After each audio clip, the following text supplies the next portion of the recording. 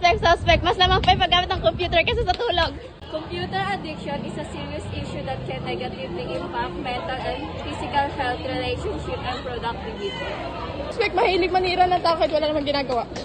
Cyberbullying is a big issue in the world where the people talk about bad or spreading misinformation about the other person or by harassing them. Suspect, naniniwala agad sa maling information. Fact checks and spreading misinformation without a second thought. Suspect, mahilig magparinig sa social media.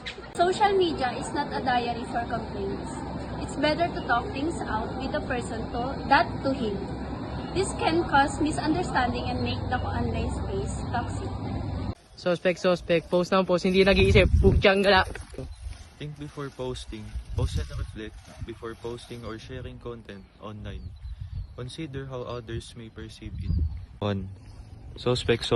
Nagpapanggap na busy pero laging online sa social media. Social media addiction can lead to decreased productivity and increased stress levels, as excessive use may interfere with responsibilities, relationship, and mental well-being.